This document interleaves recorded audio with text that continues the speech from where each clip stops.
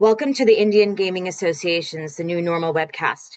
My name is Lisa Johnson. I'm the conference manager for the Indian Gaming Trade Show and Convention. I'd like to share a few housekeeping tips before we get started. Everyone is muted by default except for our speakers. If you have any questions during the presentation, please type them into the chat box and they'll be brought up at the end. Now, without further ado, I'd like to introduce Victor Rocha, conference chairman of the Indian Gaming Association. Thank you, Lisa. Good morning, everyone. Welcome to the New Normal, your go-to source for discussions on the gaming industry and key issues facing Native American tribes. I'm Victor Rocha, conference chairman of the Indian Gaming Association, joined by my co-host Jason Giles, executive director of the Indian Gaming Association. And today we're welcoming back Chairman David Z. Bean to talk about the path forward. Welcome, Chairman Bean. How are you doing?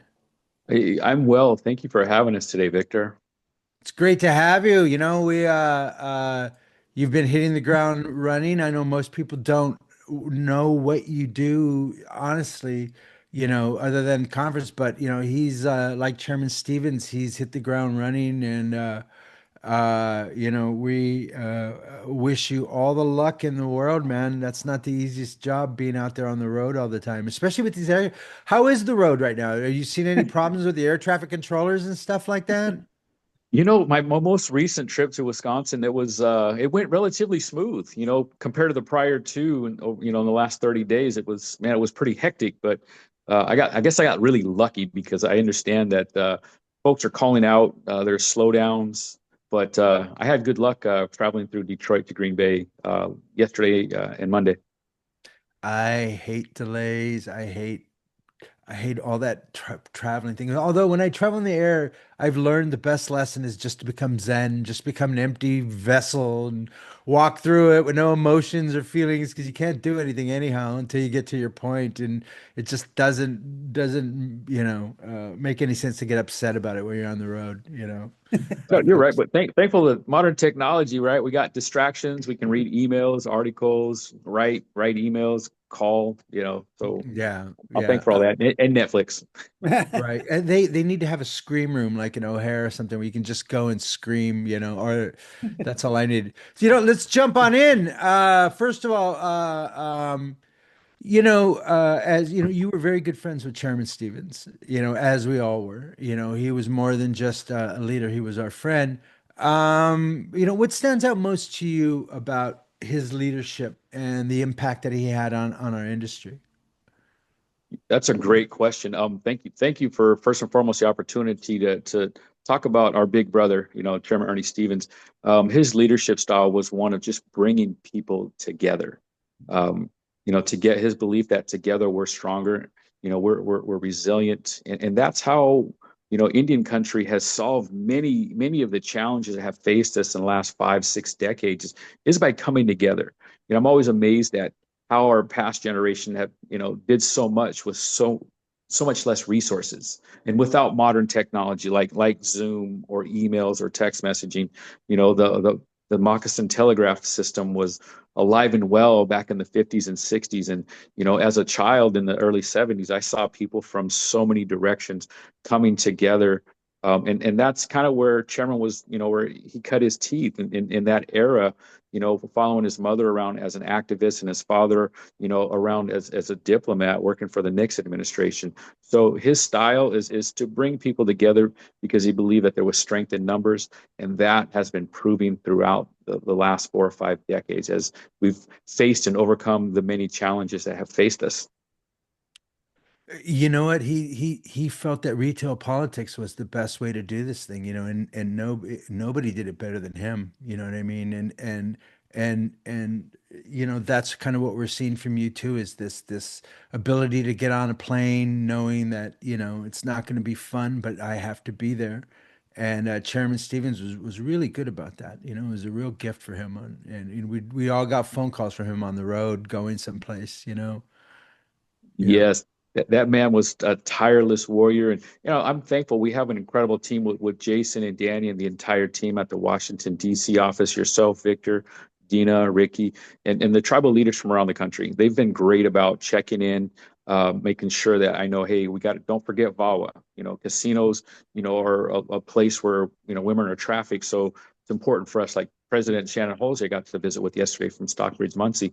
She goes, Dave, we got to make sure. And I was talking to Chairman about incorporating, supporting the reauthorization of VAWA, so that working with tribal leaders and tribal organizations, statewide, state organizations, and regional tribal organizations is part of our new effort. That we started talking about this summer.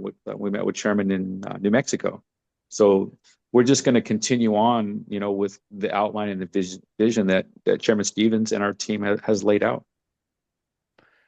And Dave, looks like a beautiful day out there in the Northwest. Great fall weather, and you know, we're so appreciative of you stepping into the role, and for everyone on the call, per our bylaws and our general counsel, Danielle Hermani Horses, Dave will be the chairman. He is the chairman till the next election. He's going to serve out the remaining term, and that's April 2027.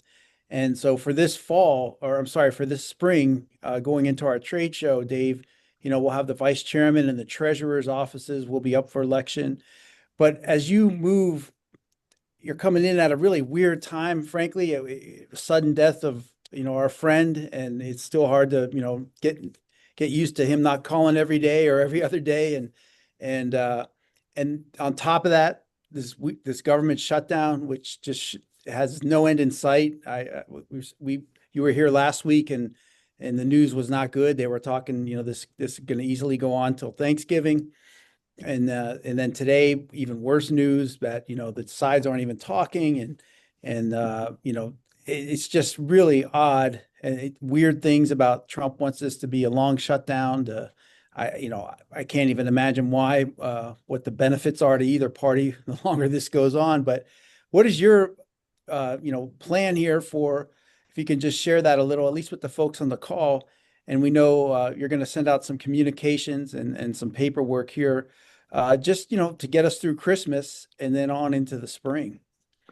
Thank you for that, Jason. Yeah, our goal, it doesn't change. Our goal, responsibility is to meet with lawmakers when and where we can. The ideal location is Washington, D.C., where they're centrally located. But with this shutdown, the prolonged shutdown, that makes it impossible. Last week, we had a couple of meetings scheduled and a couple of meetings canceled because folks picked up and just went home. Mm-hmm. And so, while I'm on the road visiting tribes and tribal organizations, if a congressional rep happens to be in the area, we're going to take every opportunity to spend some time with that congressional rep to let them know what we're working on, talk about the CFTC and prediction market contracts and how this is illegal and unregulated gaming. It violates our compacts, violates our sovereignty, not just tribes, but states. And so my goal is to meet as many congressional reps as possible where and when we can. Mm-hmm. Have you tried carrying a basketball? It seems to be the only thing they care about right now is this basketball cheating thing, the scandal of the last couple of days. And they're talking about meeting, you know what I mean? They won't talk about the government shutdown, but Yeah, they will talk about, they're right. Yeah. subpoenaing the NBA commissioner to come Yeah.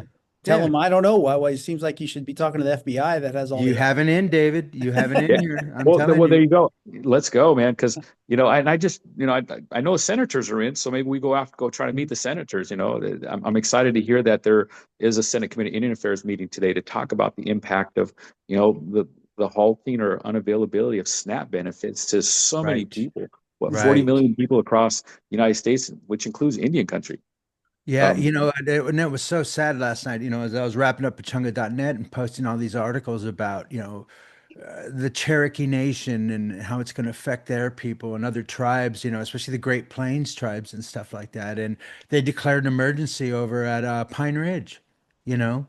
Wow. So, What I did hear from folks from the Great Plains that, they have operations at Harvest Buffalo. And so to right. supplement those who are short on, SNAP benefits, they're going to make sure they have access to, Buffalo. And then obviously they said any other tribe that's interested will provide it at cost. So I thought that was an incredibly generous offer that was put out there because they recognize that we're all hurting across Indian country. Yeah, and you know what, it reminds me of during the pandemic in a sense that when you had everybody in your community starting to hurt and that you saw the casinos really stepping up in their outreach into the community and stuff like that. And I know my tribe, does a lot of investing in not even investing, just contributions to the community and to the food shelters and I mean the food pantries and the churches and stuff like that. So I expect to, hopefully the tribes will react in the same way. But, we are in a weird economic time too. You know what I mean? So I think from a gaming, we have to be careful on what our bottom line is too, because, that's our market also. You know what I mean? As those entertainment dollars are becoming smaller and smaller, we have to be careful that, we don't go into a financial crisis ourselves. Very true. Very true. So, And go well, ahead, Jason. and Chairman Bean, so it is kind of odd. We're gonna go to NCAI the week before Thanksgiving and honor Chairman Stevens again. Have our gaming subcommittee meeting. The NIGC just confirmed that they'll come out and join us at our gaming subcommittee meeting. But this this winter really in December, we're going to have to really look and do what you said and see what Congress is doing those first few weeks in December. See if we want to come out here again and bring tribal leaders out and try to let everybody know what Victor is posting online and what we know to be happening on the ground, that tribes always suffer first during these shutdowns. And God forbid we should get some bad weather, especially in the Great Plains area where we know a lot of the snow removal and, Right. getting folks Right. to the Yeah. various hospital appointments and everything else, getting their medication, keeping that up to date gets impacted by the weather. And without Park Service employees and other folks to plow the roads and keep the roads plowed, that falls on tribes. And again, you might have police and fire who aren't, getting paid and are having to buy their own gas and go out there and help people. So it gets escalated real quick based on what's going on. And so we want to be considerate of that and considerate of tribes' resources as well, because we know tribal leaders don't necessarily like to fly and travel during the shutdowns. That's so important. Thank you, Jason. Hopefully through this podcast and through NCAI, we have a call to action. We let folks know who are not familiar with sweepstakes or prediction market contracts. We'll educate them and inform them of, what's going on in the threat, as you and Victor have been doing since the beginning of the year. I remember Chairman Stevens talking about, nobody knew what this was, but you guys were talking about it back in January, February timeframe. And so hopefully again, through this, It's been a year. a year. So Yeah. a call to action today and through NCAI, when we talk about it at our task force, our joint task force between Indian Gaming Association and National Congress of American Indians, but we want tribes to engage, to get involved, to get active as best as they can. Call your reps. We certainly are going to visit. I know we have a legislative summit, typically January, February timeframe. So we want to get that on the calendar when we have a better idea of Congress's schedule, so we can give folks advance notice to plan to come out and get as many congressional reps to our legislative summit as possible. But we're ready. We just keep our sleeves rolled up, and we'll get back there and meet them where they're at and take them to task. So you know what? How has this transition been for you? You were a very good friend. As you say, our big brother. How's the transition been for you, my friend? Stepping up in a. It's been difficult. It's been a whirlwind of emotions, a whirlwind of activity. First and foremost, we're all taught, our first responsibility is to take care of the loved ones and the deceased. And that was difficult. But, with the outpouring of love and support from all around Indian country, our staff, I got calls and just the outpouring of love and support has been overwhelming. And that's what I think gives each and every one of us strength to move forward and to carry on in Chairman's footsteps. It's been difficult, but we know what our responsibilities are. As a former tribal chairman, I know ultimately our job is to protect tribal sovereignty, protect Indian gaming, protect our tribal communities, and that occurs through educating and advocating the members of Congress and coming together as tribal leaders to come up with solutions. It's not enough for us to come out there and say this is wrong, you can't do that. we have to say, this is wrong and this is what we need you to do to fix it. And so, like I said, it's been difficult, but, I think through prayer, I got to visit Chairman's gravesite yesterday, to lay some tobacco Wow. down and, always be thankful. I was thankful for all the work he did. Two, I prayed for guidance. These are uncharted waters for many of us, and so just prayed for guidance and a little bit of wisdom. But again, through coming together, um, we mourn together. I think we all mourn and pray in our own different way and in timeline. But I think visiting his grave was for me was kind of, it was healing. Being in his homeland, sometimes I remember him talking about going for runs with Rick Hill. And so I went on a couple of runs through the Oneida Territory, and maybe their surveillance crew thought, "What's this crazy guy doing running stairs in our parking structure?" But kind of literally, walking in Chairman's footsteps and figuratively as we follow the path that he laid out to protect Indian gaming, to bring people together, to lift up our youth, to lift up our women, and to protect our women. And so these are all the things that we got to be mindful of, as I think each and every one of us have our respective lessons, through our ancestors and our elders. And, you heard me say earlier, they've known tougher times than any of us will ever know. But they laid a path, just as Chairman laid a path. And, we're going to continue on that path and find ways to grow, through our expanded communication, through our website, through newsletters, calls to action. We're going to engage Indian country and galvanize them into action. We have an election coming up next year, so we got to, Chairman was big on getting out the vote, making sure folks knew you had to get registered, we had to get out to vote. So once you think about the work ahead of us and truly honoring Chairman's legacy, it makes it a little bit easier to move forward, knowing that he would say, we got work to do. Let's get to work. Let's get after it. And so that's what makes, these difficult times a little bit easier. The pain's still there, I think, for each and every one of us. But as we, if we truly say we want to honor, Chairman, how do we honor him? We honor him by carrying on his legacy as we honor our elders and ancestors, carrying on their legacy of hard work, of, resisting the harmful acts against tribes and supporting those acts that help tribes grow. And so that's how we honor him, and that's what makes our job easier during these difficult times. Well, what people don't know is that, you were there a week before the ceremony and stuff like, so you immediately got an airplane. You were there helping the family and everyone. So, it's a testament to your friendship and honoring a man that we all knew very, very well. And,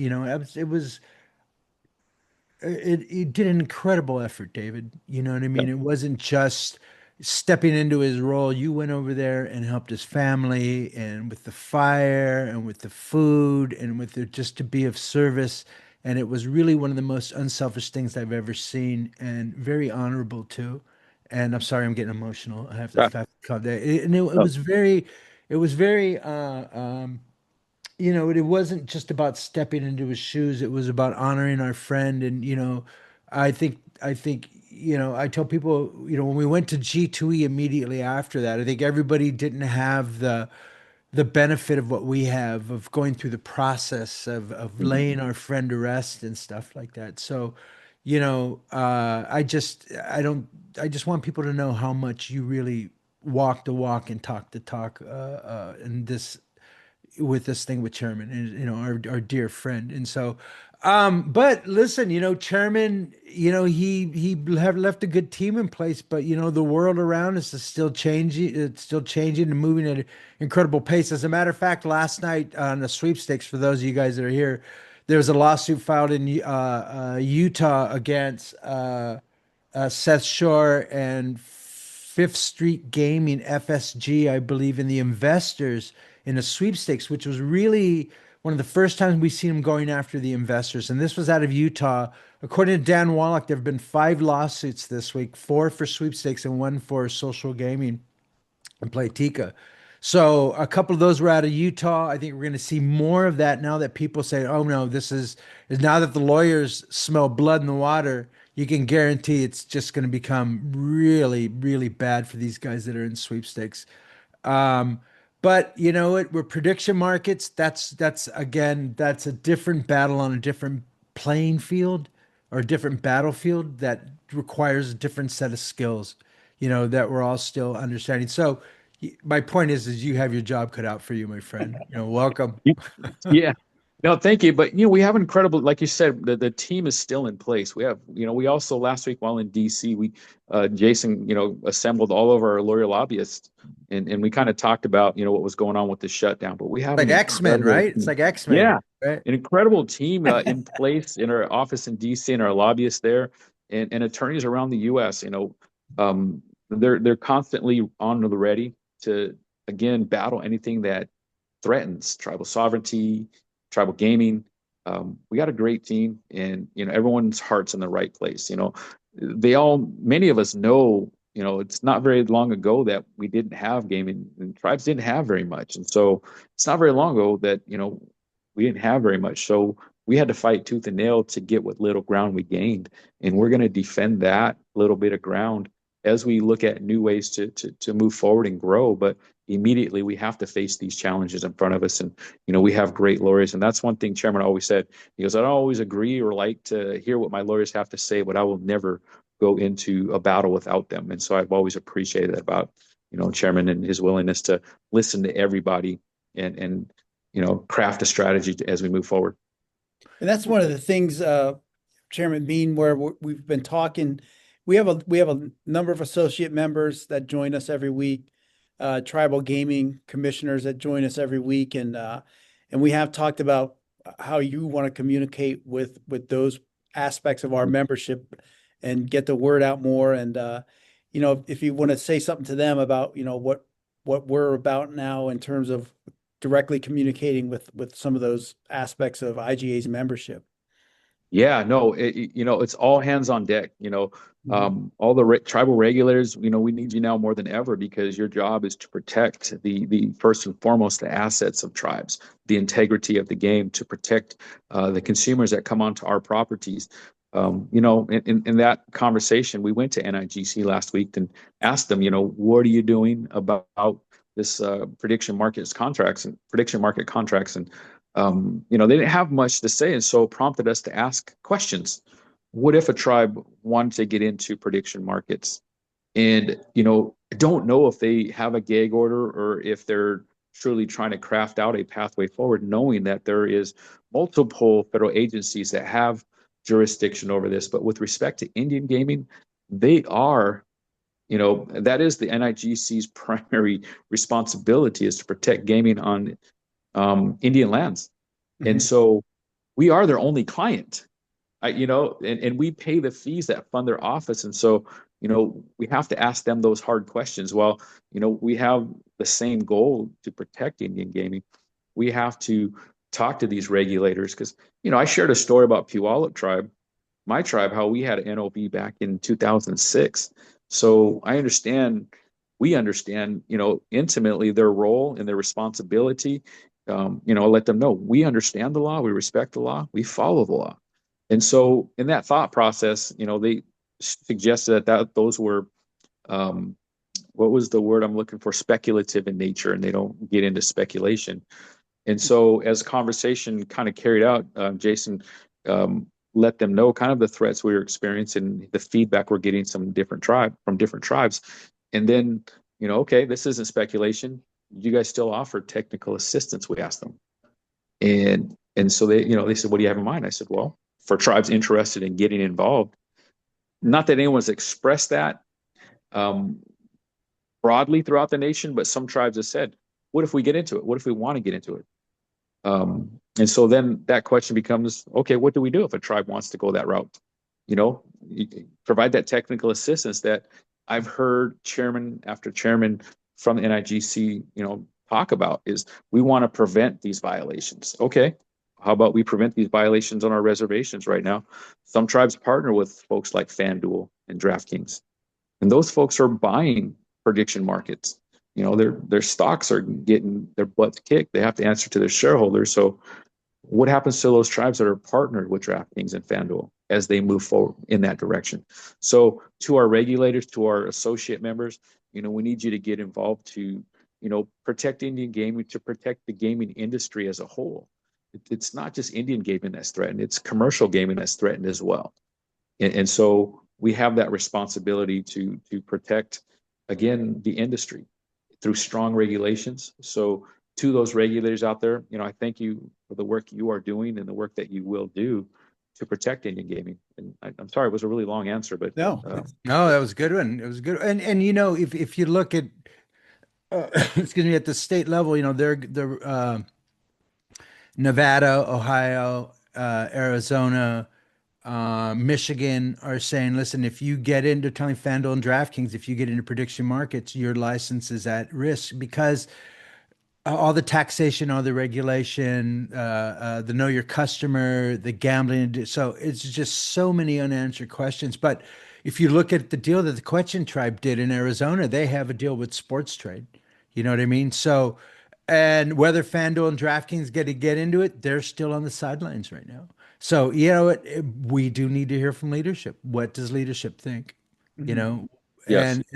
but the bigger issue is here is, whether it is legal, will it be legal? Will it survive the legal challenges going forward? According to my read, is the pendulum swinging back towards the states? I don't know. I don't know yet. You know what I mean? We've had a couple victories and stuff like that. That hearing the other day with California tribes, what was that, on Monday, Jason, or something like that? Um, that Friday, was Monday. last week, last Yeah, that was Friday. on Friday. Yeah, that was on Friday.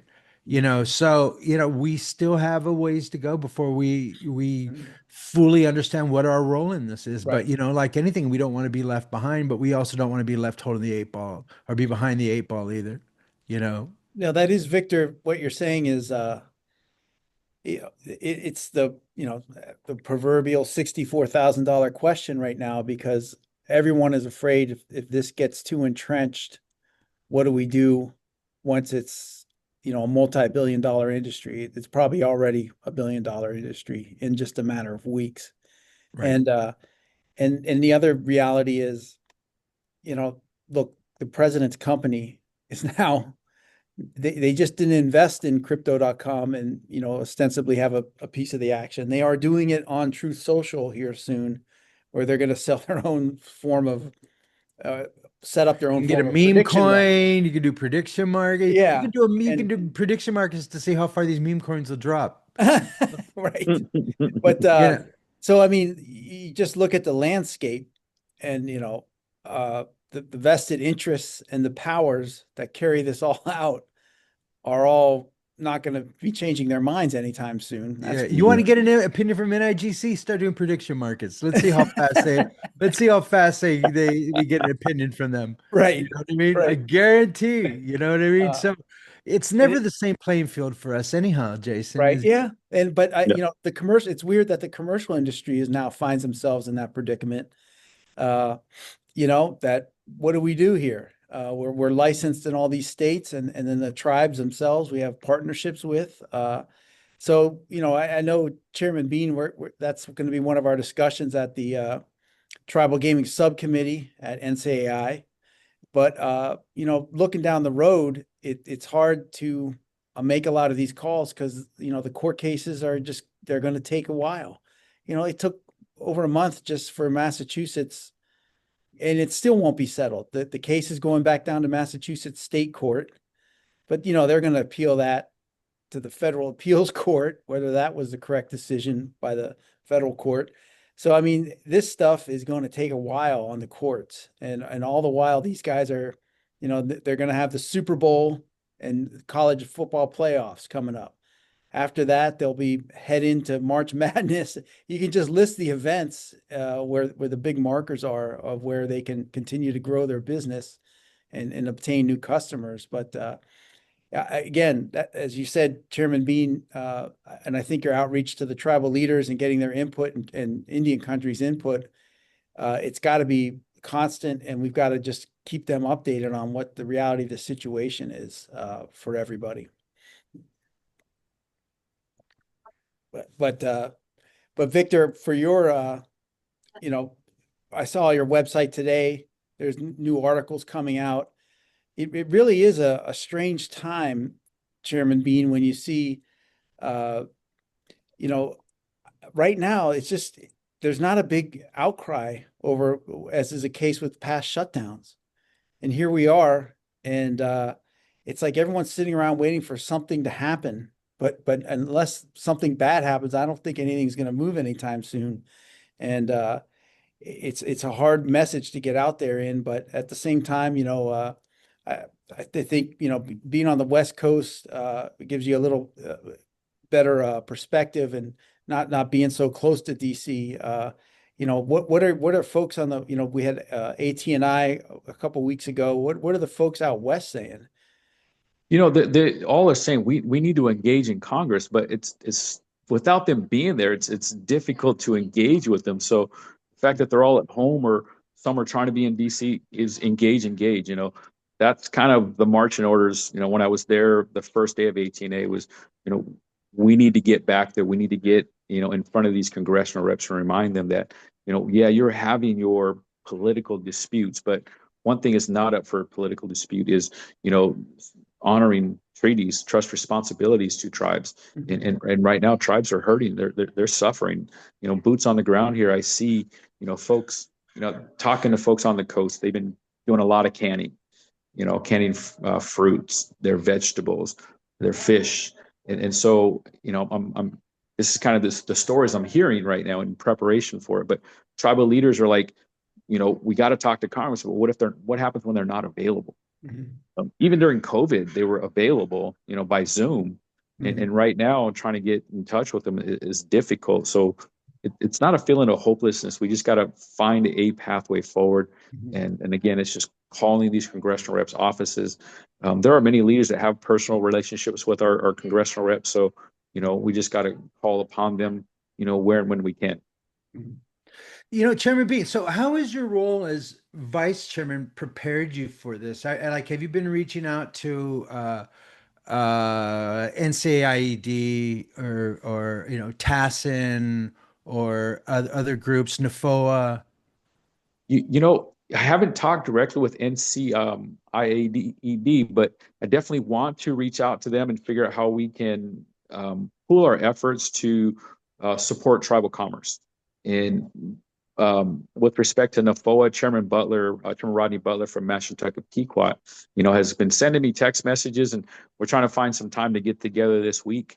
But his big focus is prediction markets, for example, and sending me that article this morning that you and Jason just mentioned about Truth Social preparing to launch prediction markets. I think initially they're going to launch with prediction on an upcoming election. I think that's their start, and perhaps working out some bugs, and they have some predetermined criteria that they want to work out before they officially launch. But hearing from tribal leadership, they're concerned about it, and so as well as the sister organizations, AT&I, as far as a sister organization, same thing. Get in front of Congress. That was the message, was loud and clear from Chairman Ron Allen before I got on stage for the memorial for Chairman Stevens at AT&I, and then subsequently at our gaming committee meeting, which I was able to attend. But Chairman Greg Abrahamson from Spokane chaired the gaming committee meeting, staffed by Chelsea from our office. And so very clear, you need to get in front of Congress. And so that's what we're hearing from our sister organizations. Yeah, well, I saw an article about Chris James the other day. It might have been on LinkedIn or something like that, but he's talking about, they're getting really affected by a lot of the contracting being canceled and stuff like that, and just they're getting hit in ways that we over here at IGA are not. So it's not a good time, but you know what I mean. Welcome to Indian country, right? This is what Right. leadership. This is what we do. We stand into these fights. So you know what I mean? Do you feel that this has been preparatory? I mean, obviously nobody expected to lose Chairman Stevens, but Yeah, it has been, it has helped prep. And I'd say in the last 2 years, Chairman has called on me a lot more, because he commits to be in a lot of places, and sometimes emergencies pop up, family issues pop up, medical, and so I got called upon a little bit more in the last 2 years than I have in past years. And we had a conversation about him retiring, and he says, what, can you hang in there till 2029? To which my reply was, yeah. I said, I'm more interested 2029 in. or 2129. Knowing him Hey, like I well, did, you yeah, know what I I think he mean? would, if he could have, he would have.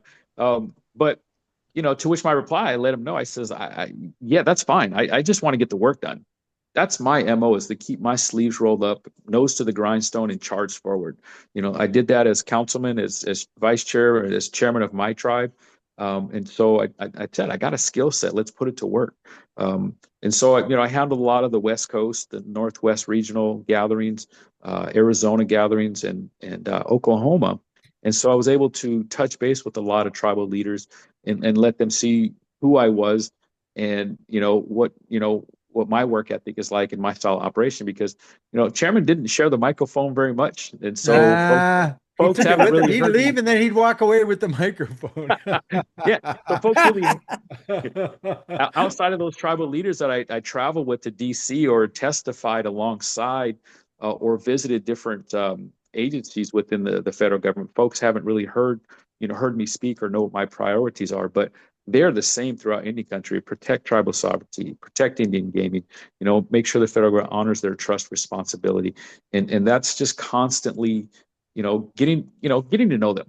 I prefer to break bread with our congressional reps on both sides of the aisle, because once you break bread, the interesting dynamic happens. Their guard starts to come down. You start to learn about their priorities, and you're able to share your priorities, and you know understand what we have in common, and look at areas where we disagree, and find, utilize that common ground as a pathway forward to workable solutions on areas where we disagree. And so that's kind of what's prepped me, one, my role as a tribal leader. And talking to our lobbyists last week, I let folks know I cut my teeth in DC under the guidance of Mary Pavel from Sonosky Chambers and Saxe.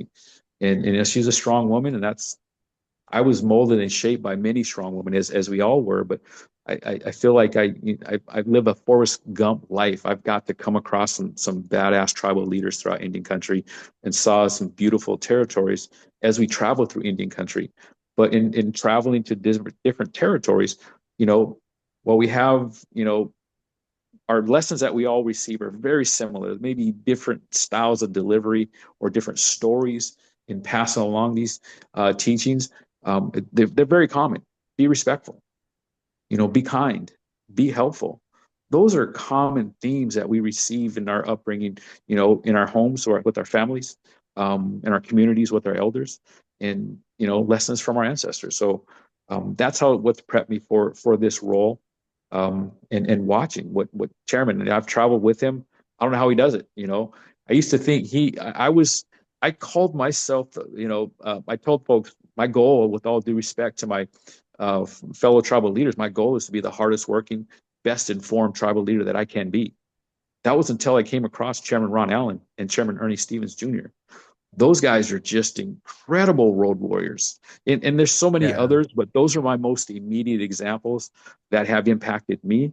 But throughout the years, I've seen many tribal leaders across the U.S. just grinding it out, being on that road to protect tribal sovereignty and make sure their tribal services are protected.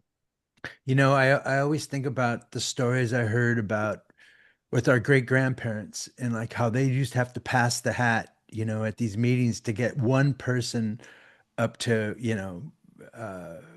Washington, Spokane, Sacramento, Mhm. whatever the capital was, they don't have to pass a hat to get one person over there to be at a hearing, or to DC and stuff like that. Mhm. And you hear those things, and they're very real, and they've affected me in very profound ways, and reminded me that, we need to take advantage of the opportunities that we have now that Yeah. our ancestors didn't have, and like you said, using these tools like this webinar, you know what Yep. I mean? And even, when I started Pachanga.net 27 years ago, You know what I mean? Congratulations. There Yeah. was no resource for Indian country like that, you know, and it was about communication and sharing the information. And like you said, being informed so that you can make these decisions. And that's what our role is at IGA is too. So, you know, when you walk in the room, Chairman, you know, people expect you to be informed because they want, you know, they have questions, you know, and for them, you're that connection to Washington, D.C.,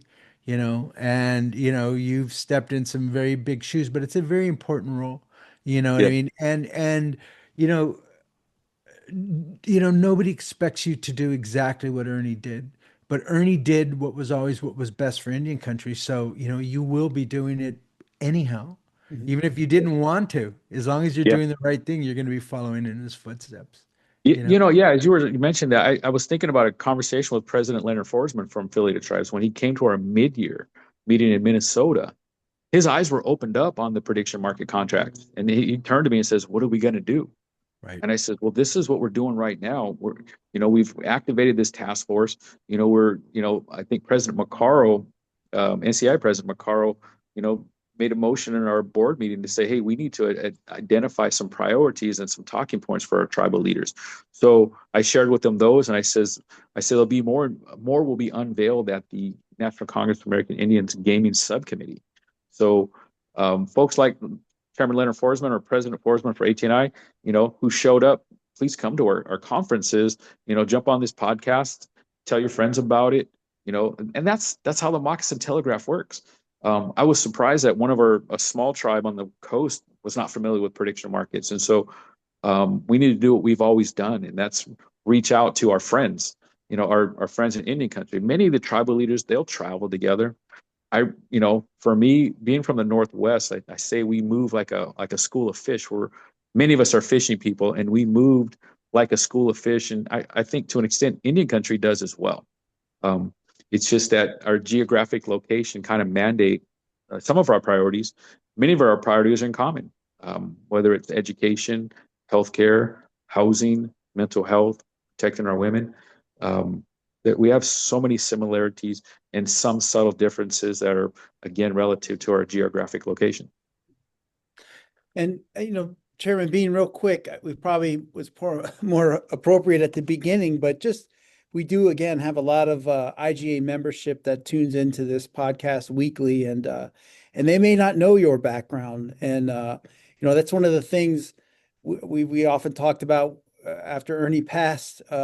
People really didn't know his background. They knew his IGA NIGA background, but they didn't know he grew up in the streets of LA and other interesting tidbits. But Chairman Bean, you're obviously Puyallup tribe outside of Seattle, but I think just real quickly to share some of your past experiences, and I think some of our associate members and gaming commissioners are going to be surprised that you've walked in their shoes in the past, and Good of point. course tribal leadership as well. Thank you for that, Jason. First and foremost, good day, friends and relatives. My traditional name is Teeb Stokes, and I am a member of the Puyallup tribe. My come from many tribes in the Northwest. My great grandmother came from Snoqualmie. Another great grandmother came from Suquamish. My great grandfather was Yakima and Puyallup, and on the other side, my grandparents were Puerto Rican from Puerto Rico. But I've served on my council for 15 years, from 2006 to 2021. Prior to that, I worked in the tribe's Economic Development Corporation, and I stepped away to help with the family business. Became an entrepreneur in the area of tobacco distribution here in the state of Washington. I'm geofenced to the state of Washington, but I have a great team there that operated the company while I was serving on my council, and so I didn't have to touch base with my company. That same team is still in place, so I rely on them to, so I can step away and step into this role seamlessly. But being an entrepreneur for the past 25 years, I'm fiscally responsible. Um, my eye is always on the prize. What's next? How do we grow? How do we expand our reach? And so stepping into this role, I think my past roles as council member, vice chair of my tribe, chairman of my tribe has prepped me for this. It's governmental accounting is similar to nonprofit accounting. So I understand that. At the end of the day, we have to raise funds to fund our operation. We have to communicate with tribal leaders to make sure that they understand the benefits of being a part of this organization. And so my role as an entrepreneur, my role as a tribal council member, knowing that I need to communicate with the members I serve, they want to know what's going on. They want to know, what we're doing to represent them, as a tribal leader. And now in my capacity as chairman of Indian Gaming, my goal is to make sure the members understand and know exactly what we're doing and how their limited and precious resources, especially today, now more than ever, these resources are limited and precious. We have to do everything we can to protect them. And so when tribes, join our association, when our associate members join us, we want them to know why. What's their why? Is to, again, to grow the industry and of course grow their respective gaming operations or their respective gaming supplier service companies. What are we doing to protect the industry, to help the industry grow, which ultimately benefits all of them? So, great question, Jason. So, like I said, my background is as tribal chairman. I've been in the majority of my council. I've been in the minority, and so I understand all angles. I know it helps me understand what congressional reps are going through. I met with congressional reps in my capacity as tribal council member, as a chairman, both sides of the aisle. It's two wings of both wings of the same bird. And at the end of the day, when I could tell folks, I like to be straightforward when I meet with congressional reps, and when they go off on their tangents about pointing to the left or, excuse me, to the right or to the left, I stop them and say, point up, Constitution. And so that changes the trajectory of the conversation. I want to get them back to the basics, back to the oaths that they all swore to uphold. So again, in my capacity as chairman, I will maintain that same approach with our congressional reps and not get lost in the kind of the dust, the fog of them pointing fingers at each other and blaming one another for what's wrong with this country. Because what does not change is their responsibility to uphold the Constitution. And so again, under the guidance of Mary Pavel, I was able to have those conversations with our congressional reps, both sides of the aisle, and have developed some good friendships. I remember Congressman Tom Cole. Back in 2000, I want to say 9, we had a mid-year conference at Shakopee, Mystic Lake. And he's a big dude, and I'm not a tall dude, but he was standing over me, he was shaking my hand, and he says, "Young man, you have a bright future in front of you, but I want you to know, please remember this: you have friends on both sides of the aisle." And that's when I remember Chris DeShaney, a Navajo man, was running for Congress, and that's when I wrote my first campaign contribution check nationally, and so that's an example of kind of my past where I've learned lessons from my past that will help me out today. And that's, making sure we meet Congress where they're at and talk to both sides of the aisle and keep them focused on tribal issues. I don't want to get distracted by what the right is doing or the left is doing. I want to, what are you doing to honor your trust responsibility? And, you see me meet with NIGC last week, Jason. I wasn't trying to be confrontational with them, but we have a responsibility to represent our member tribes, Indian gaming, and ask those tough questions, because it impacts every single one of us. Their actions impact us all. And I've listened to you talk about when we tried to just have bingo, start out with bingo, there was an uproar. All these folks would come to our reservations, surround the reservations, especially when we introduced machines. You had the U.S. Marshals. I remember listening to a story of Fort McDowell, stories of Pechanga relatives. It's the same around the country. My early experience with that type of pushback was during our fishing wars here in the Northwest. It wasn't, those rights weren't given to us. We've had them since the beginning of time, and we've had to defend those and take it to court. And it didn't happen overnight. And I think if you fast forward to today, this prediction market issue is not going to go away. It's not going to go away overnight. But we just want the government to take a responsible approach, a regulated approach. That's bouncing back and forth, looking at IGRA with, the Cabazon case, that was about folks trying to keep natives in check, put guardrails on Indian gaming. And so the Indian Gaming Regulatory Act was developed to make sure that the industry was regulated, to protect it from organized crime, to protect it from money laundering, to protect it from, the bad characters, the bad actors. And so that same approach should be taken with this prediction market contracts issue. It should be a carefully crafted, thought out regulatory process. Mhm. And, I think we pursue a parallel path, both legislatively and through the court system, we'll find a good resolution, similar to Indian Gaming Regulatory Act. While IGRA is not perfect, it is a means to protect Indian gaming. And so we need that same protection for gaming going forward. Mhm. And if we are going to embrace new technology, because looking at the future customers, they're the younger generation now, and those folks are constantly in their, on their phone, Mhm. order food, buy homes, pay bills, get engaged in entertainment, sports betting. Right. So we have to make sure that the consumers are protected, make sure that, kids aren't gambling, making sure, folks aren't laundering money, and making sure that the games are safe for consumers. And Chairman Bean, I mean, that's everything you said is, again, for our IGA members on here, they're given your background. As you said, you were an entrepreneur.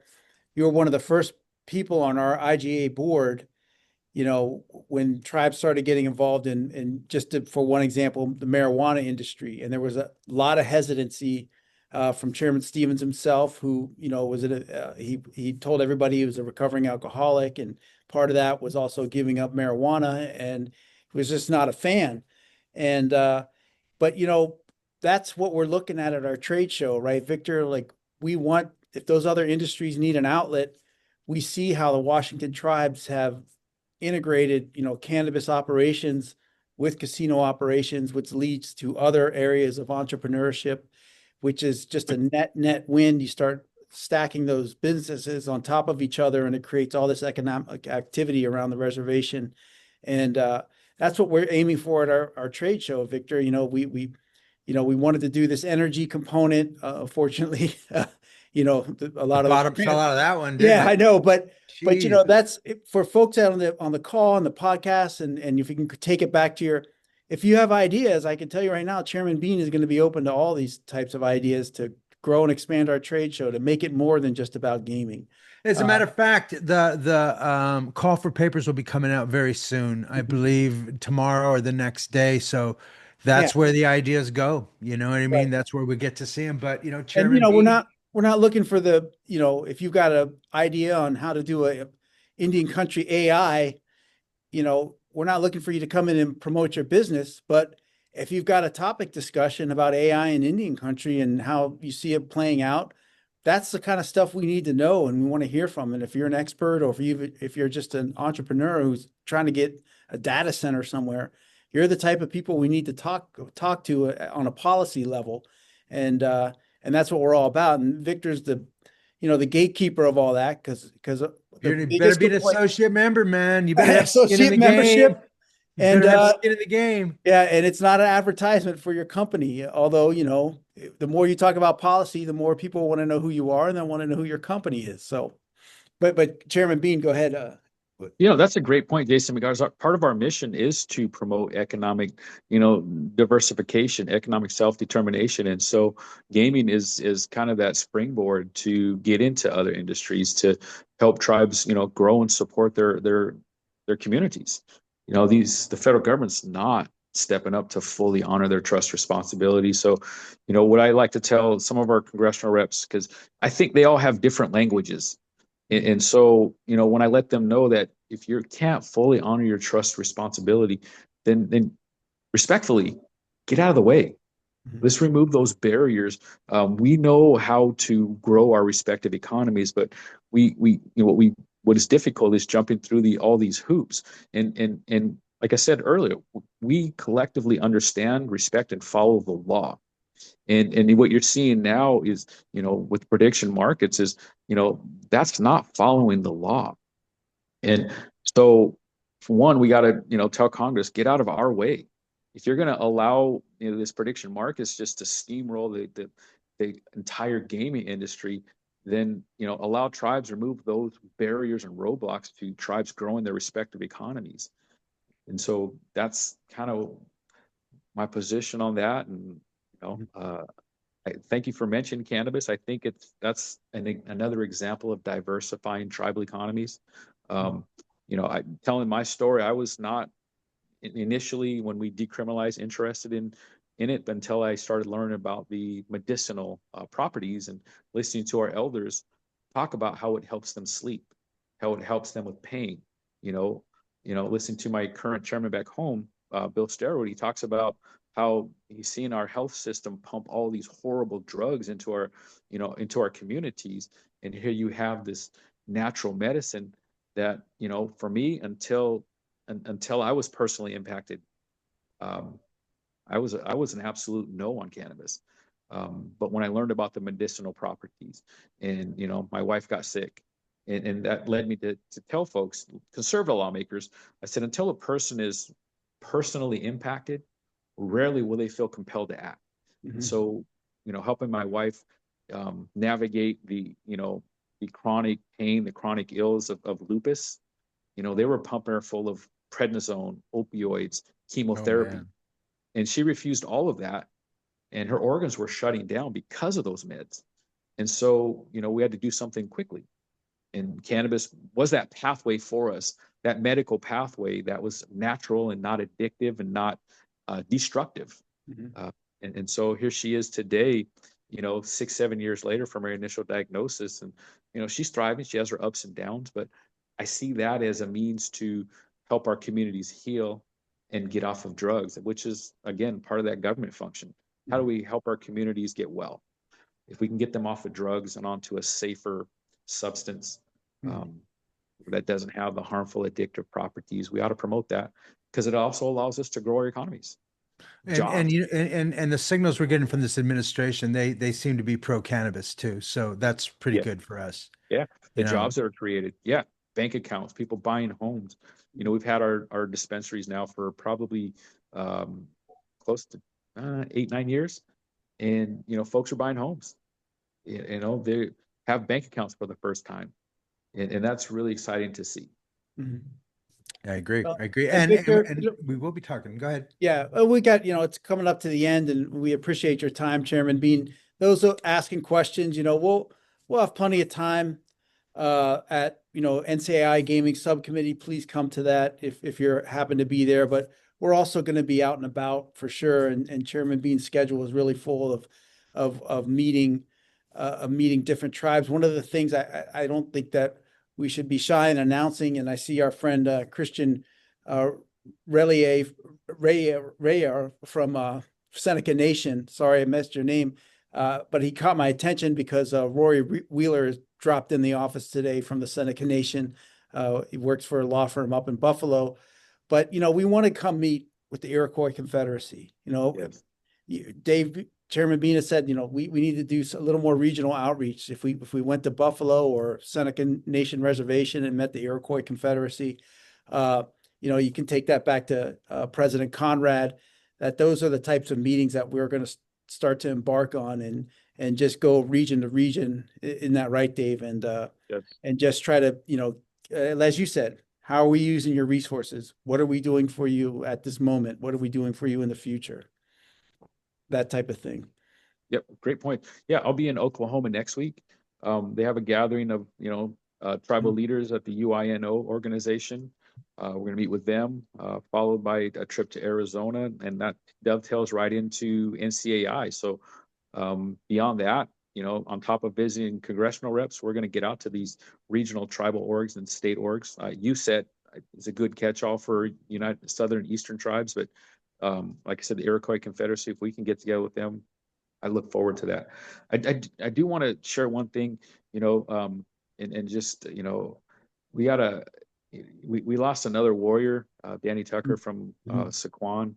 And so just our hearts and prayers go out to Yeah. his family and the Saquon community and all whose lives he touched. And, um, you know, try and get down to his service, but, please keep the family in your prayers and just Indian country. Yeah.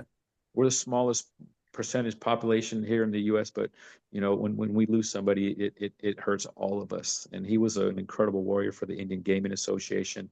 He was there from the beginning, and so just again, our hearts and prayers go out to his family and his community. Yeah, and John Barry from Quapaw, we lost him too, like the same day. You know what I mean? It was just like shocking. So you got a message there from Christian Ryler. So the Seneca Nation would be honored to host your visit. You have a Oh, standing wow. invite to come. There you go. The Senecas are wonderful, Yeah, wonderful people, exactly. wonderful Thank you, leadership. Christian. Looking forward to Yeah. visiting with you. Yeah. Right. So everyone, the Chairman Bean, thank you so much. We really appreciate it. I hope we gave people a better understanding of who you are and why we all honor you. Jason, you want to send us out? I mean, thanks again, for your time today, Chairman Bean. We know you're busy. Uh, next week we're back at it with all the latest moves and issues cropping up. With sweepstakes, with We might do both prediction sweeps and markets. predictions because they're all Right. moving so fast. You know what I mean? Depending on how long the shutdown continues to drag on, we'll have to bring in some experts on that to sort of update tribes, and also, frankly, let's uh, tribal gaming commissions. There's changes coming down the pike, whether anyone knows it or not, with regards to NIGC. We'll see what they have to say uh, at our gaming subcommittee at NCAI. They've agreed to come speak. So there's a lot to discuss here, certainly before Thanksgiving, Victor. So Yep. very important stuff. Well, Chairman, you gave me the hives talking about all that traveling, but we wish you all the luck, my friend. You know what I mean? Right. And everyone that can listen, thank you everybody for joining us. We really appreciate you guys. Thanks for all the questions. We apologize if we didn't get to some of them. But we'll be back next week. So thank you, Chairman. Thank you, Jason. Thank you, Thank everybody. We'll you. see you Thank next you. week. Okay. Thank you Bye-bye. all. Take Take care. care.